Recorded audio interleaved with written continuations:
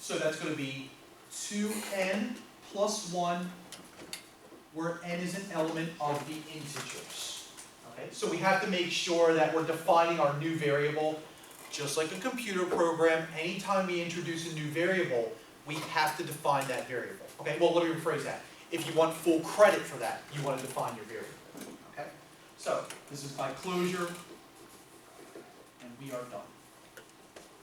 Okay, guys, when we get to doing the stuff with the integers, this is the algebra stuff that we have to do. And the algebra is no more than algebra 1 at this point, right, guys? It'll get a little tougher as we go along, but so far it's pretty tame. Okay? So, does everybody understand the process that we're utilizing to show that numbers are even and odd? Okay?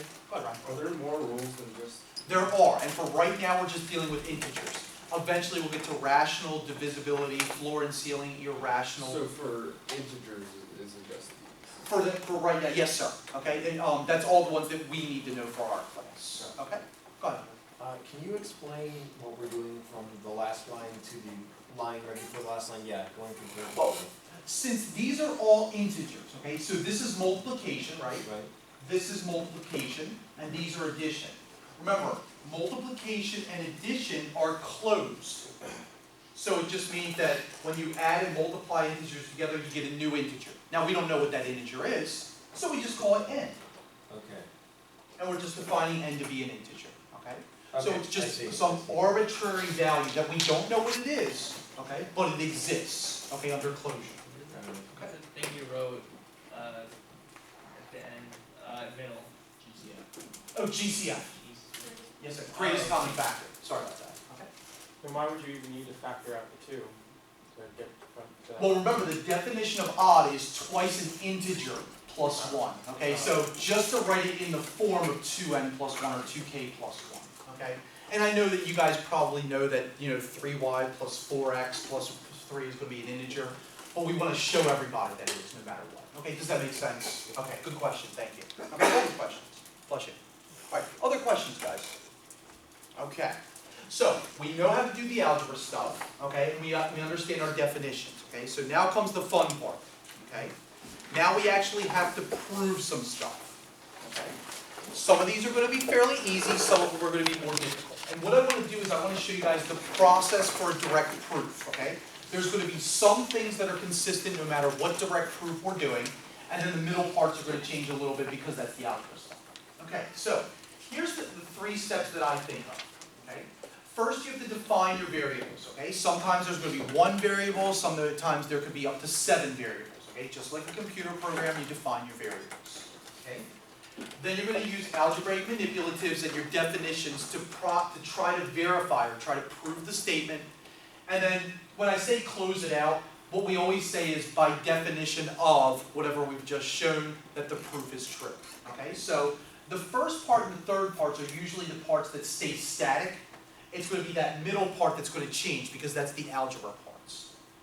Okay, so let's go ahead and try to prove something that we probably think is already going to be true no matter what. We just have to show it. Okay, so I want to prove the following statement using a direct proof. Okay, so for all x, y, z odd, x, y, z odd. Okay. Basically, guys, what am I asking you guys to prove with this? Somebody put it in just regular old English For language. all x, there exists y. For all x integers, there exists a y integer odd such that the multiplication is an element is an odd. And in fact, it doesn't mean there exists. It just says any 2 odd numbers, when you multiply them, it's odd. Okay, that's what it's saying. Okay, and it's not just one specific. Okay, it just means if you multiply any 2 odds, you get an odd. Okay, guys, somebody throw out 2 odd integers, please. 3 and 7. 3 and 7 is 21, which is odd. Okay, 13 times 13, 169 is odd. 15 times 5, 75, which is odd. Looks like it's going to work, right, guys? I'm just throwing numbers out there. I'm multiplying. It looks like we get an odd. Okay. Now, what if you find a counterexample? What does that mean? It refutes the... It refutes and you're done. You're absolutely right. So, it might be good before you go through and prove it to make sure it's actually true. I mean, you don't want to sit there and waste 10 minutes doing a direct proof when it's not even true. Okay? Fortunately, or maybe unfortunately for you guys, I'm always going to give you guys ones that are true. Okay? Unless I make a boo-boo. Go ahead. Does that actually state that X has to be all odd?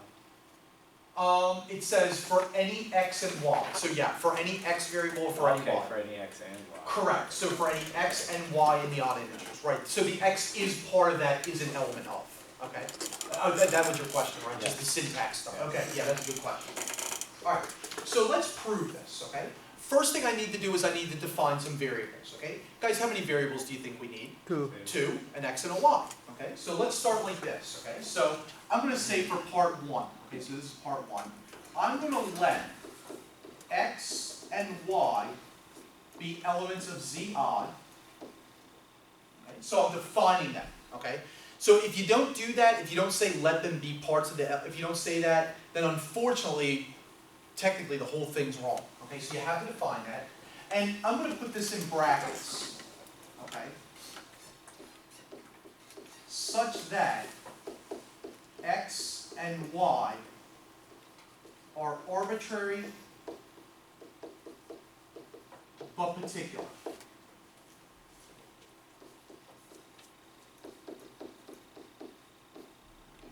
Now, anything I put in brackets in this class is going to be optional, okay? At least for my class, okay? There might be a teacher, okay, for those of you guys that are going to go into computer programming and you have to do like algorithm analysis, or you have to prove something in O notation, all right? If you didn't write that, your teacher might mark the whole thing wrong, okay? So I just want to write that in brackets, saying that in another class you might have to do that. In my class, I'm okay without it, okay? It doesn't hurt my feelings. So what do you mean by such that X and Y were arbitrary? I know what arbitrary means, but particular. What do you mean? Arbitrary means that it could be any odd integers, but it has to be specifically one integer. Okay. Okay? So it can't assume more than one variable or more than one value at a time. In other words, it can't be a string or a list or a vector of those. Okay? Got it. So, go ahead. Is there a symbol that we can just condense that whole thing into? Okay. Sorry, you've asked a question that I've heard for 13 years of teaching this course. Unfortunately not, sorry. So, just write it out. I'll tell you what, if you break your arm doing it, I will give you an A in the course. Okay? Alright. Alright, is that okay so far, guys? Alright. No, don't do it, by the way. Don't break your hand on purpose. I don't need that. Alright. Now, because X and Y are odd, don't we know that there's a definition of odd? So, my definition of odd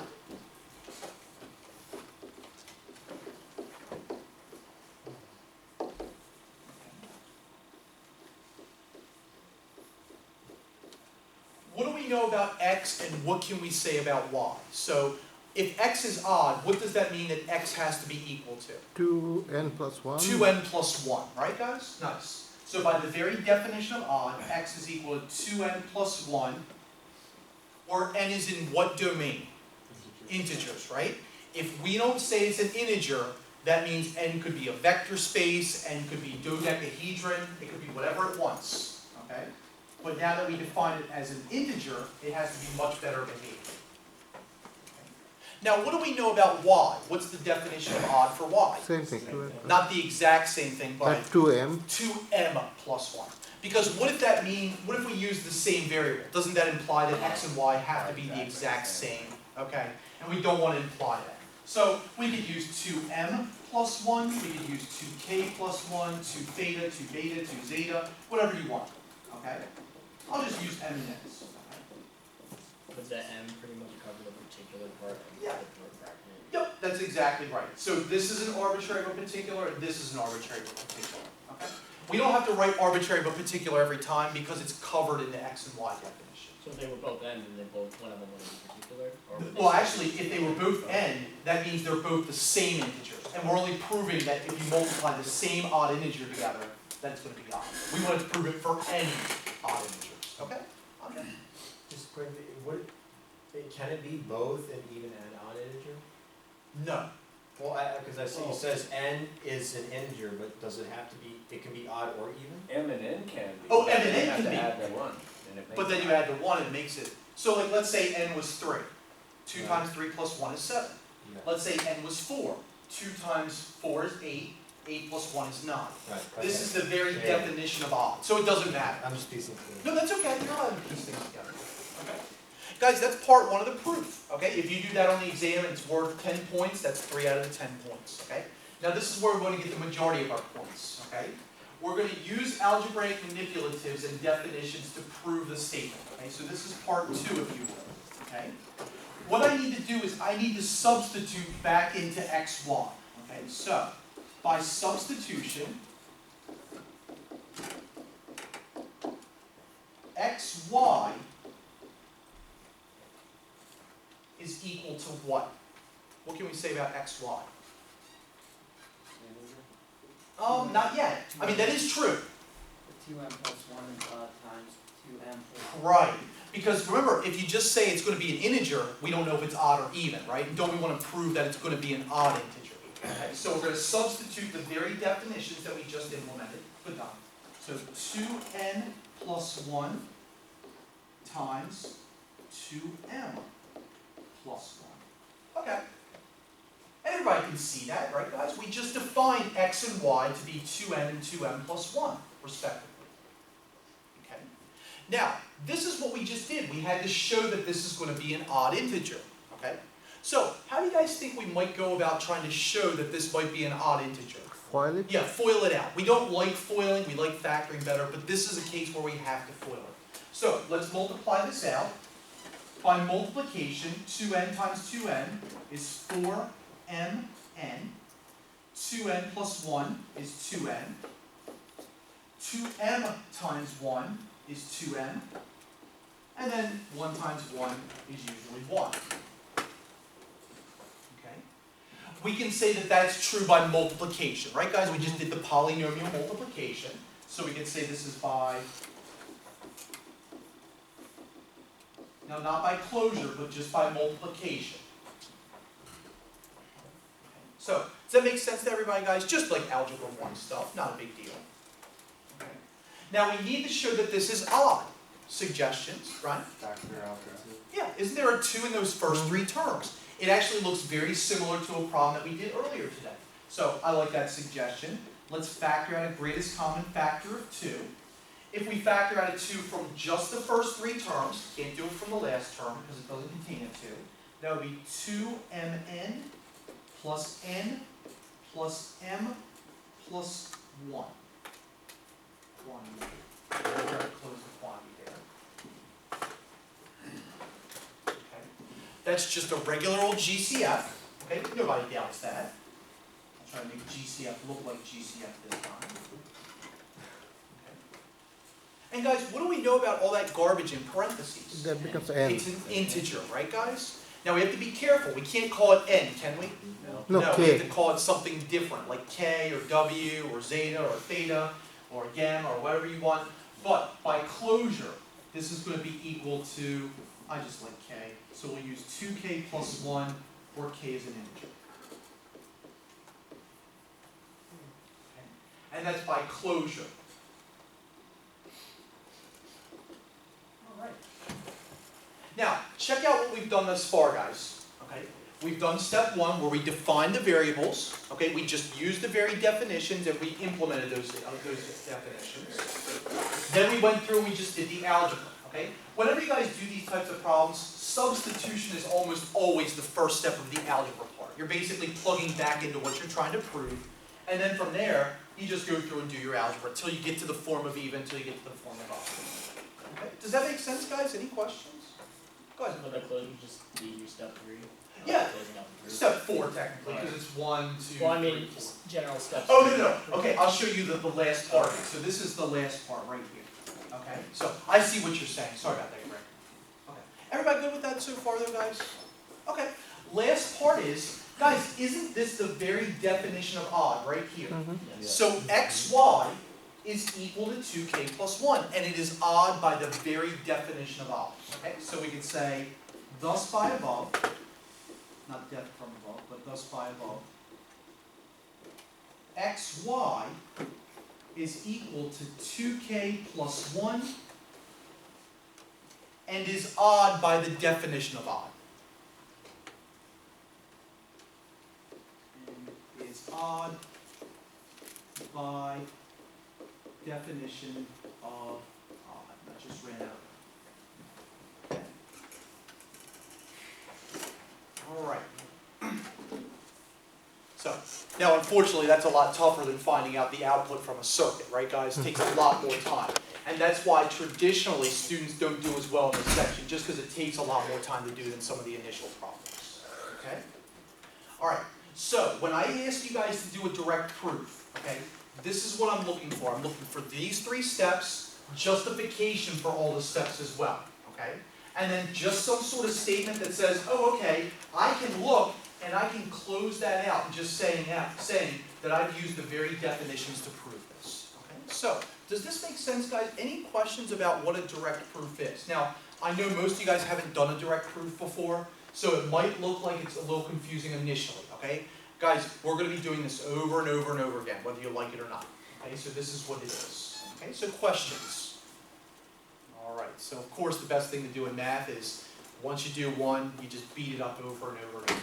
Okay, so let's beat up a few more of these. Okay? All right, so another question, or another problem that we have here.